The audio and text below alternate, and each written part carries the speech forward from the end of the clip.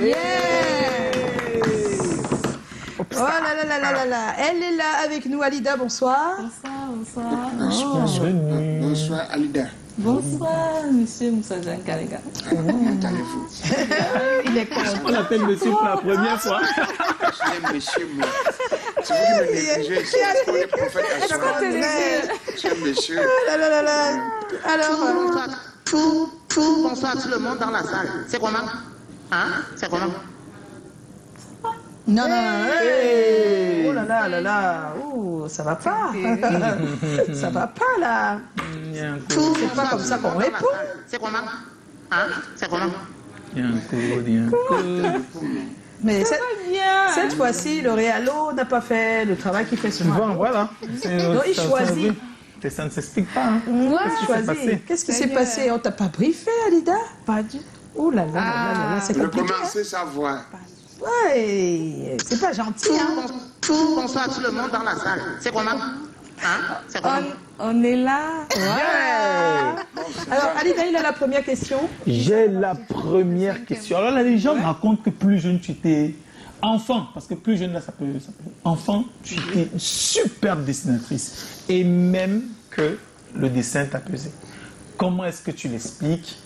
Et qu'est-ce qui s'est passé exactement? Bon, en fait, comment est-ce que je l'explique?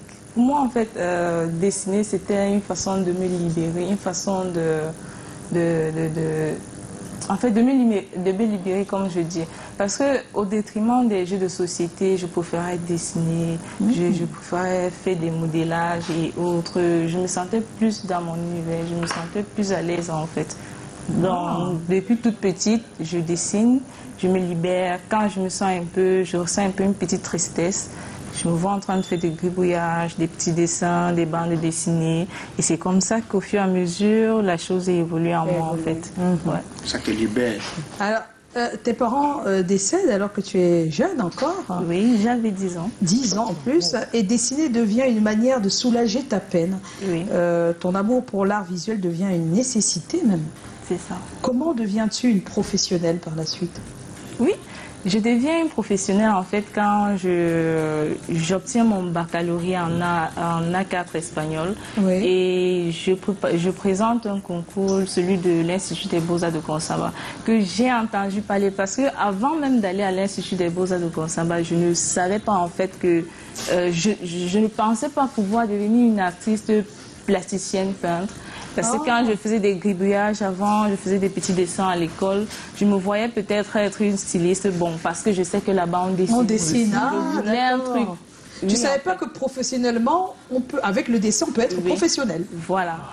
C'est quand je vais à l'Institut des Beaux-Arts, quand je faisais première, je commence à faire les recherches avec mon tuteur, Monsieur Dieudonné Tagé, qui m'a pris sous son aile en fait quand j'ai perdu mon papa en 2005, quand j'avais 10 ans. Donc déjà, je salue ce papa en fait qui a fait qui je suis aujourd'hui en fait, parce qu'il m'a beaucoup motivé. Lui, il était... En fait, lui, il était un chauffeur de camion dans une société de poissonnerie. On a vécu au sud-ouest en fait. Donc, il m'a pris sous son aile, il m'a appris tout ce que... Qu'est-ce qu'il t'a appris, voilà? Comment à devenir une femme, Ah, d'accord. à devenir une bonne Mûre. personne, à devenir mûre en fait. Donc, c'est un papa avec sa femme en fait qui m'ont beaucoup forgé. Donc, d'ailleurs, à qui je dis merci. Oh là là, Donc- vous regardez là, c'est qui papa et maman qui? Faut regarder la caméra là, c'est papa et maman qui? Tagé, Tagé Dieudonné. Papa Tagé Dieudonné. Papa Tchagé Dieudonné, vous l'avez soutenue depuis qu'elle avait 10 ans. Oh là là, Aujourd'hui, elle est devenue grande de 27 ans. Ce n'est Oh pas là donné. là. 28, s'il vous plaît. Bon, oui, parce qu'on manque quelque chose. Oui. Voilà, c'est lui qui m'amène en fait à aller en Consamba chercher une école parce qu'il a entendu parler quand je faisais première. J'arrive en Consamba, on me fait comprendre qu'il faut avoir un baccalauréat et présenter un concours. Je dis à mon papa que forcément je dois avoir ce concours. Et quand je rentre, je bosse nuit et jour, nuit et jour. Parfois même, il me disait, viens manger. Parce que, en fait, je passais tout mon temps à bosser. Donc, du coup, j'ai obtenu mon probatoire, j'ai obtenu mon baccalauréat et je suis allée à l'Institut des Beaux-Arts. Des Beaux-Arts. J'ai fait le concours de l'Institut des Beaux-Arts. Et bien après, simultanément, j'ai également présenté le concours de l'école normale supérieure. Mais dans ma tête, c'était, je crois, chez Yaoundé. Oui, pourquoi? En fait, parce que déjà ici au Cameroun, on n'est jamais sûr quand on fait un concours. Un concours, oui. Il faut multiplier les chances et autres. Mais j'ai dit à mon papa, c'est lui qui payait en fait. Il est aux États-Unis actuellement, monsieur Folomou Michel. Donc c'est lui qui a pris en charge ma scolarité depuis la mort de mes parents. Et il a accepté que tu ailles à l'école de Konsamba? Oui, il a accepté. Il m'a dit, ma fille, je t'ai dit d'abord, fais ce concours et fais un autre parallèlement parce qu'on ne sait jamais. On ne sait jamais, oui. Mais c'est toi qui sais ce que tu vas chercher à l'Institut des Beaux-Arts. Moi, je ne sais pas. Mais si tu sais que c'est ce que tu veux faire, vas-y, je te soutiens. Oh, et ça s'est passé comme ça. Et puis, j'ai obtenu le concours de l'Institut des Beaux-Arts de Konsamba en 2014. Oui. Où j'entre et puis c'est où je commençais à manipuler la peinture, la couleur et tout ça. Parce que bien avant, c'était juste des coloriages, des dessins au crayon et tout ça. Donc, je commence à manipuler réellement la peinture à l'Institut des Beaux-Arts de Konsamba. Voilà. Konsamba fabrique les gens, hein? Ah oui. J'étais sûre. Konsamba de blagues. Alors, explique-nous.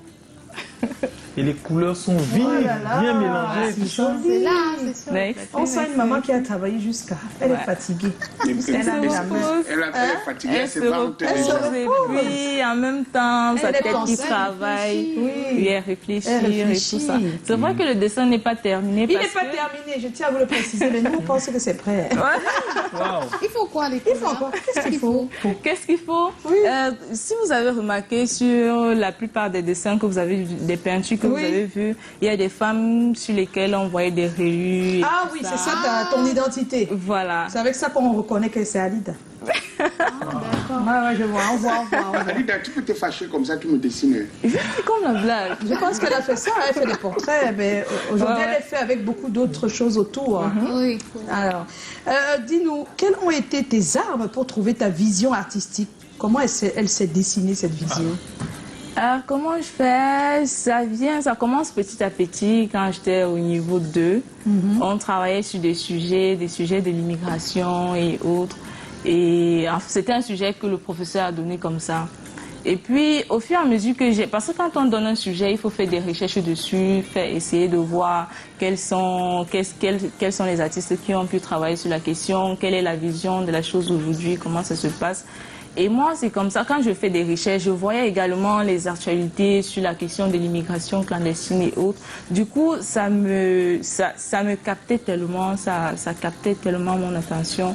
Et j'avais l'impression je crois que vous avez vu une peinture avec, comment je vais dire, avec les cornes et puis un labyrinthe. Un labyrinthe de cornes. Oui, ça c'est l'une des premières toiles que j'ai faites sur la question de l'immigration clandestine. Donc, quand je travaillais sur la question, je voyais des personnes qui se noyaient en mer et tout. Moi, ça me donnait de la chair de poule. J'avais l'impression d'évacuer quelque chose. Donc, du coup, ça remplaçait un peu le chagrin que j'avais. Parce que très souvent, je ne peux pas le cacher, j'avais l'habitude de pleurer en fait quand je pensais à ma maman qui est décédée, à mon papa, quand l'absence et tout ça. Et quand je me suis rendu compte que c'est un sujet avec la peinture, au lieu de pleurer, j'avais toujours l'impression en fait, c'était larmes, en fait. Ce sont tes larmes. En fait, voilà, oui, j'avais un peu l'impression de faire évacuer cela. Au lieu de pleurer, je peins et je me sentais à l'aise. Donc, au fur et à mesure, j'ai travaillé sur le sujet. J'ai soutenu d'ailleurs ma licence sur la question de l'immigration clandestine. Et là, je parlais globalement sur les causes qui peuvent pousser des jeunes à vouloir partir, les causes et ensuite ce qu'ils deviennent par la suite.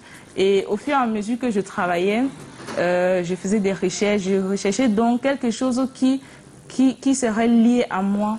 Et au fur et à mesure, je voyais des femmes qui se déplaçaient aussi pour aller, pour pouvoir se trouver un lendemain meilleur et autres, et qui parfois se retrouvaient de l'autre côté en train de faire le travail de ménagère qu'elles ont laissé ici d'ailleurs. Donc, et parfois elles sont parfois, comment je vais dire, elles sont pas parfois prises à leur propre valeur en fait. Elles ne sont pas prises en compte, elles sont parfois invisibles, elles sont parfois violentées et tout ça. Donc toutes ces questions m'ont amené à recentrer, à recadrer mon sujet sur la question, sur l'univers de la femme domestique en fait. Donc, les rayures, l'utilisation des rayures revient où maintenant ça revient sur le côté des Sargana Mosgo. Ces planches-là, parce que quand elle parle de rayures et tout ça. Oui, ça c'est un nouveau projet qui n'est pas terminé. Pas encore fini, oui. Voilà. On peut avoir les projets finis en fait, pour qu'on comprenne bien de quoi elle parle. Voilà. Donc, c'est sur je m'inspire dans des sacs Ghana Mosgo, des aide-moi à divorcer qu'on a aujourd'hui. Les sacs là avec les rayures, oui. Voilà. Les sacs banjo. Voilà, les sacs banjo. Ce sont des sacs. Ça s'appelle aide-moi à divorcer. Oui. Après, quand il faut divorcer, elle ramasse tout. Elle ramasse tout, en fait.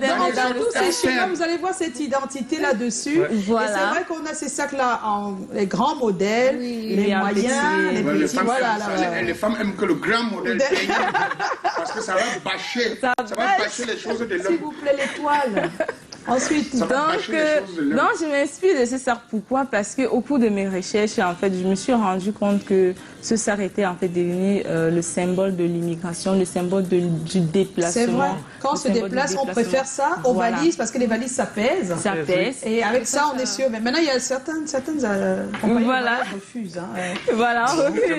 Oui, depuis un moment, il y a des compagnies qui ne sont pas d'accord là. Non, nous, c'est quand parce qu'on transporte beaucoup de nourriture avec. Voilà, c'est quand on va en Vancouver, on aime avoir ça parce qu'il y a la nourriture dedans. Oui. Tu fais bien, tu chauffes bien le Qu'est-ce qui se passe? Maman, tu sais que quand tu fais bien le poisson, tu mets bien les condiments. Après, tu fais frit. Oui. Tu fais ça à sec. Alors. Tu emballes maintenant dans le papier à l'huile. Tu mets ça dans le sac. Maintenant, le mets de pistache. On prépare ça jusqu'à ça sèche. Tu as tout réveillé. On met sur le grillage, ça sèche bien. Il y a ton pied. Donc, quand tu vois, j'avais ça et les millions de. Jesus Christ on bicycle. Merci Callaghan, mais aussi, tu dois. Oui. Et puis, quand on regarde en arrière, dans les années 80 comme ça, en ce qui concerne l'histoire du Nigeria et du Ghana et autres, lorsque le Nigeria a découvert le pétrole dans son territoire, les Ghanéens qui y vivaient en fait voulaient exploiter ce pétrole. Donc le gouvernement nigérien, n'étant pas d'accord pour ce qui se passe dans son territoire, a décidé d'expulser les Ghanéens. Donc ce sac en fait les a servi d'éléments nécessaires pour empaqueter rapidement leur partir. Et partir. Donc c'est d'où ce sac en fait est devenu le symbole du déplacement, le symbole de l'immigration. Et ça intervient dans mon travail comment? Parce que moi, je prends ça non seulement pour son côté esthétique, le tissage et tout, et pour moi, ça renvoie à un labyrinthe. Un labyrinthe dans lequel des femmes dans la société se retrouvent. Parfois, certaines femmes qui se déplacent des villages pour aller dans les villes, chercher du travail de domestique et autres. Pour ménagères, c'est pour ça qu'on va voir beaucoup de femmes au travail dans la plupart de tes toiles, quoi. Donc, c'est très impressionnant en tout cas. Voilà, merci. Donc, bon, maintenant j'ai une question pour toi. Bon, je pense qu'elle a même déjà un peu répondu à la question. Mais bon, si elle peut ajouter quelque chose. Parce qu'on m'avait demandé qu'est-ce qui t'inspire pour le choix de ce que tu vas peindre. Maintenant, je pense là, maintenant, c'est plus loin. C'est-à-dire que là, tu as ton idée générale, tu as tout. Maintenant, comment tu fais pour choisir les couleurs? Oui, par exemple. Ou alors, d'abord, le sujet. Le sujet. En fait, pour moi, la ménagère, pourquoi? Parce que dès mon bas âge, en fait, mon très bas âge, quand j'étais avec ma maman, je voyais comment elle se débattait pour prendre soin de nous, pour prendre soin de ceux qui sont autour d'elle et tout. Pour moi, cette façon, cette force qu'elle nous transmettait, parce que je peux prendre ça un peu comme une force qu'elle transmet. Donc, cette attitude-là, en fait, pour moi, je peux dire que je suis une femme aujourd'hui grâce à ça aussi. Parce que ça m'a tellement inspirée, ça m'a plu parce qu'aujourd'hui, j'aime voir des personnes qui sont autour de moi bien faites, bien préparées. J'aime prendre soin de ceux qui sont autour de moi. Donc, du coup, le sujet de la femme, d'ailleurs, surtout la femme de ménage aujourd'hui, qui n'est pas prise qui est presque invisible dans la société, pour moi, c'est un sujet qui me touche énormément. Et plus loin également, je vois très souvent dans mon acte de naissance homme ménager, profession de la maman, homme ménager. Ménager, oui. Mais Celles qui ne pourtant, travaillent pas, on les appelle des ménagères. et pourtant, dans la société, en fait, elles n'ont pas, je peux dire quoi, on les respecte pas assez. Assez. On les paye pas assez. Donc c'est une manière de leur donner une visibilité. Une manière de les mettre en avant sous les feux des projecteurs. Mais encore, comment tu fais pour dire que non, c'est cette femme que je vais peindre, celle qui lave ce vêtement, Voilà. celle qui... Et le choix, c'est jusque-là. Parce que le choix ne s'arrête pas à dire oui, les femmes, dans leur environnement de tous les jours, au ménage, elles font le ménage, elles font ceci, ça on sait. Comment tu fais pour choisir? Par exemple, on a vu quelques toiles là, avec une qui lavait carrément les vêtements, par exemple. Comment tu fais pour te dire, bon, je vais faire une femme en train de laver les vêtements? Voilà. Premièrement, je m'inspire de ce que moi-même je vis. Ah, d'accord. De la pression ou bien de...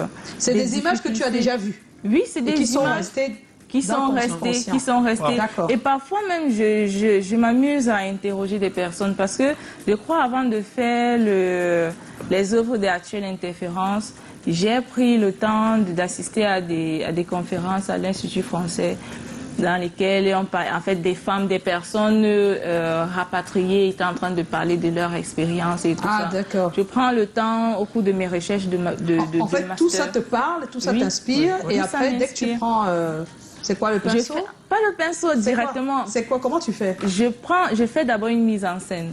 Parce qu'il faut d'abord concevoir le dessin, il faut concevoir ce que tu veux faire. Avant même de prendre le pinceau, il y a un gros boulot qui se passe. Ah, il y a un boulot, c'est-à-dire que tu conçois l'image. Tu conçois l'image, tu fais une mise en scène sans dessiner. C'est vraiment, tu calcules, maman. C'est une idée en fait. Une idée. À la base, tu as une idée que tu essayes de matérialiser en faisant une mise en scène. Et la mise en scène, tu as un acteur?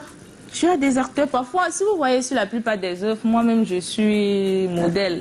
Parce que quand j'ai besoin d'une émotion... En fait, c'est pas que tu peins directement comme ça. Je ne peins pas directement. Non. C'est qu'il y a, tu vas mettre la scène, donc une femme, tu vas lui demander de s'asseoir là, de porter vraiment le pain qu'on voit là ou... Le pain qu'on voit. Ah, c'est vraiment... C'est vraiment d'accord, c'est vraiment des portraits, des modèles. C'est vraiment des modèles. Ah non, mais nous on pensait que c'était autrement.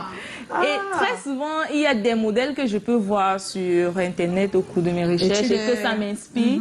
Je prends le modèle, je ne prends pas exactement le modèle complètement. Je peux soit choisir son vêtement, soit sa mine, soit l'outil que le modèle porte. Donc c'est un peu comme ça que ça se passe. Wow. D'accord. Très scientifique, hein, la démarche. Ben oui, très scientifique et très rigoureuse. Lisa? Alors, ce que j'ai envie de savoir, c'est que d'après toi, au Cameroun, qu'est-ce qui manque à la profession et aux professionnels pour davantage devenir une référence artistique? Déjà, je vais dire quoi au Cameroun, nous sommes encore les bébés en ce qui concerne ce métier d'art plastique, parce que on ne prête pas beaucoup plus attention. Et pourtant, il y a des jeunes talents, il y a des grands artistes, mais des personnes qui sont venues avant nous et qui sont là, mais qui ne sont pas vues. Donc du coup, je pense que on devrait prêter plus attention et plus éduquer nos enfants à la chose artistique. Moi, c'est ça. Déjà, commencer dès le bas âge. Parce que je ne peux pas dire qu'on va prendre des jeunes qui sont déjà dans la trentaine ou bien des jeunes qui ont 25 ans, commencer à leur dire, fais ça. Et pourtant, les besoins de base, ces jeunes-là ne les ont pas encore. Les besoins de base, c'est quoi? Se nourrir, se vêtir, manger et tout ça. Tu vas venir les parler de là et puis ça va pas. Ils auront faim. Et la famine n'a pas d'oreille. Donc il faut pourtant, commencer si c'est une passion déjà. Depuis le bas âge, même sans argent, on peut peindre. Même sans argent. Moi, j'ai peint sans argent. Quand j'ai fini mon master, en fait, je suis partie de la maison. Mon papa, monsieur Ndonfari, c'est bien. Il est en train de regarder derrière. Ah, salut, papa Ndonfari. Non, je lui dis également merci. Donc, ce sont des papas qui m'ont beaucoup soutenue. Moi, je suis partie de la maison quand j'ai eu mon master. On a fait quelques temps. Je crois même, on s'est pas beaucoup parlé parce que ça ne collait pas trop. Je sais qu'il était fâché contre moi, mais sachant que je partais pour quelque chose de précis et que je sais ce que je veux, bon, j'ai dit ok, on va gérer tous ces problèmes après. Mais je suis quand même partie. Et tu es partie pourquoi et où, comment? En fait, je me suis rendu compte que lorsque tu es dans la famille, peut-être quand tu as un besoin et que tu sais que tu veux évoluer, le métier d'art plastique, c'est quelque chose qui est un peu trop jaloux. Tu ne peux pas commencer à peindre et puis il y a des enfants qui bavardent, il y a des gens qui... Le cadre. On t'appelle, tu commences, tu es déjà concentré pour faire quelque chose, on t'appelle et tout ça. Ah, oui, et non seulement il y avait ça, il y avait également les besoins de transport, de nutrition et tout ça que je n'avais pas en ce moment-là. Donc, par la grâce de Dieu, j'avais un grand frère, Jean-David Cotte, qui est également un très grand artiste. Oui. Donc, que je salue. Tu les salues tous, salut. Oui, je les salue tous parce qu'il mérite en fait. Oui. Donc ce grand frère, j'ai commencé à aller en stage chez lui en 2017 quand je faisais ma licence. Donc il m'a suivi jusqu'en master. Dès que je finis, je me sentais plus à l'aise à travailler dans son atelier. Dans son atelier, oui. Parce que c'est un grand frère très rigoureux. Mais est-ce que tu étais obligé de quitter la maison pour ça? Oui. Pourquoi? Oui. Il le fallait. Pourquoi? Parce que je me voyais. Tu peux sortir le matin comme si tu allais au travail. Tu restes là-bas toute la journée à l'atelier et tu rentres le soir. Je suis en train de parler, excusez-moi, je suis en train de parler. J'avais besoin le transport et tout ça. Je quittais, par exemple, Bepanda pour Commando. C'est peut-être 1500 la journée. 1500 non, on est d'accord. Tu as déjà dit que tu avais des problèmes de transport et tout ça. Oui, voilà. Maintenant, quand tu quittes la maison, tu vas où? Je vais à l'atelier. Ah, tu vis à l'atelier? Ah, on peut vivre là-bas? Oui, on a vécu là-bas. On finit de peindre, on met le matelas au sol, on dort. C'est comme j'ai travaillé comme ça pendant et je me suis rasée en fait. Et tu me c'est pas possible. C'est seulement le matelas au sol comme ça. Non, maman, je veux seulement savoir. Vous êtes nombreux dans la situation? Il n'y a pas quelque chose, il n'y a pas de pas du tout. Parce que nous sommes quittés de l'école, on était 6 à finir le master. Oui. Et presque tous ont travaillé avec Jean-David Cotte. Du coup, avec le temps, on a passé chez lui, on était devenus comme une famille. J'étais comme la mère de la maison. Avant que Jean-David Cotte n'accepte. Il ne faut pas trop déranger Callaghan avec les mots. Comme la mère de la maison. Non, il faut pas. C'est le premier degré, la mère comme maman. Donc, vous fréquentiez déjà. N'entre pas dans son jeu. Alida, continue. Donc, vous êtes plusieurs artistes. Oui. Vous vivez à l'atelier. Oui. Vous vous entraidez, vous mangez, voilà. Et surtout, vous travaillez. On travaillait nuit et jour. Wow. C'est d'ailleurs ce qui m'aide aujourd'hui. Parce qu'aujourd'hui, je suis dans mon foyer, je suis mariée. Mais je parviens. Bon, ça va. Tu es mariée, ça va. Parce qu'il y a des choses que j'avais dit peur. Je parviens à gérer mon cadre professionnel et mon cadre familial. Voilà. Et c'est cette formation-là que Jean-David Cotte nous a donnée. Parce qu'on travaillait tous les jours. Juste le temps. Juste quand tu es fatigué, tu te couches, tu dors, tu te réveilles, tu travailles. C'était comme ça. C'est comme ça. Voilà. C'est comme ça. À quel moment dans ta profession, maintenant que quand tu as fini d'être formé, tu es à l'atelier, à quel moment tu as un super, on va dire quoi, une projection d'espoir parce qu'il se passe quelque chose. Le tournant qui a changé un peu les choses parce qu'on sait qu'aujourd'hui, tu fais partie des artistes qui viennent d'arriver mais qui comptent déjà. Tu voyages déjà grâce à ce métier. Mon travail, je précise, mon travail voyage déjà. Ah oui. Voilà. Travail, voyage. En fait, mais toi-même, tu voyages. J'ai vu un voyage qui se prépare. Ou bien c'est les œuvres. Ce sont les œuvres. Je crois que ce sont des œuvres qui parlent. Les œuvres sont déjà en Asie. En Asie, voilà. Donc, pour le moment, je ne voyage pas encore. C'est qui si ça va arriver. Ça va arriver. Des œuvres voyagent. Non, tes œuvres voyagent. Oh là là là là. Voilà. À quel moment ça a commencé? Moi, je peux dire que c'est quelque chose qui va crescendo. On ne se lève pas un matin comme ça pour dire boum. On veut le crescendo. C'est-à-dire le crescendo. Voilà. Nous, moi, j'ai commencé à exposer déjà en 2018 à Banjul Session. Power. Et ensuite, quand on a fini, on a un collectif de New Spirit. New Spirit, oui, j'ai vu ça. Les jeunes femmes qui travaillaient et autres. Ensemble, à Douala, on a commencé à faire des choses ensemble. On a fait des petites expositions au marché du printemps qui nous a donné l'espace, c'est Madame Danielle Divoutan. Elle est architecte. Donc, elle nous offre un stand, on fait une petite exposition, on expose des dessins sur des papiers A4 comme ça, au fur et à mesure. Et c'est comme ça, et c'est par là qu'on obtient aussi une exposition au Paradise. C'est toujours à Bonapriso, au Paradise, oui. C'est comme ça, au fur et à mesure, on a travaillé avec Louise Abomba. Oui, je connais bien Louise. Voilà. C'est elle qui nous a soutenus sur ce côté-là. On travaillait ensemble et c'est comme ça que naît Actuelle Interférence, couronné par Daniel Divouta et Salifou Lindo qui nous suivaient. Donc, au fur et à mesure, après Actuelle Interférence, il y a des expositions. Anikaji qui est venue, il y a Sensitive. Et ça vous a ouvert les portes? Ça nous ouvre au fur et à mesure. Non, je veux dire les premières portes grandes ouvertes. Parce que les petites portes arrivent, après il y a les grandes portes. C'est progressivement. Voilà.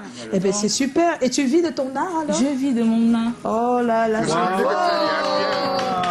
Félicitations. Ah là là. Maintenant, on va écouter Callaghan en quelques minutes pour son X, son OK. Voilà. Callaghan, alors quand c'est X, c'est comme ça. Et quand c'est OK, c'est comme ça. Alors, mais là-bas, c'est X et OK. Ah, c'est les deux à la fois. Voilà, donc je dois être très bref et concis parce que vous faites une l'enfer, vous avez tout mangé de temps pour expliquer comment l'art plastique a plastiqué. Voilà.